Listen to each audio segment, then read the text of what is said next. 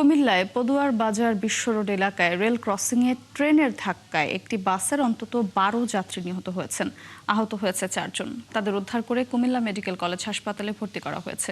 এ ঘটনায় ৩টি আলাদা তদন্ত কমিটি গঠন ও ২ গেটম্যানকে সাময়িক বরখাস্ত করেছে রেলওয়ে কর্তৃপক্ষ। বিস্তারিত কাজী এনামুল হকের পাঠানো তথ্য ছবিতে প্রতিবেদনে।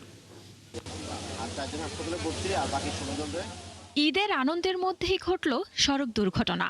শনিবার রাত ৩টার দিকে কুমিল্লায় ট্রেনের ধাক্কায় দুমড়ে মুচড়ে গেল একটি যাত্রীবাহী বাস।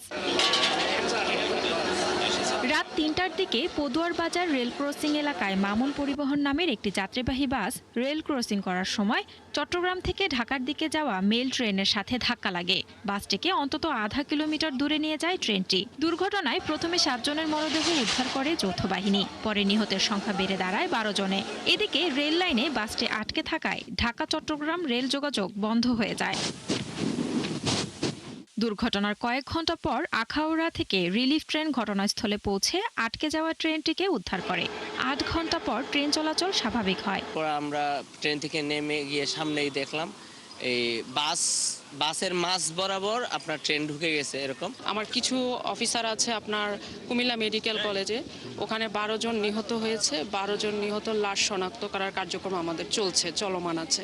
ঘটনাস্থল পরিদর্শন করে জেলা প্রশাসক জানান, এই ঘটনায় জেলা প্রশাসন দুটি আর রেল কর্তৃপক্ষ একটি তদন্ত কমিটি গঠন করেছে।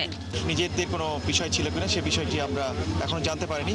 তবে আমি রেলওয়ে যিনি কর্মকর্তা রয়েছেন আমাদের ঊর্ধ্বতন মিনিস্ট্রিতে, তাদেরকে জানানো হয়েছে, তারা সেখান থেকে এটি খোঁজ খবর নিয়েছে। তাদের তদন্ত কমিটি গঠন করেছে।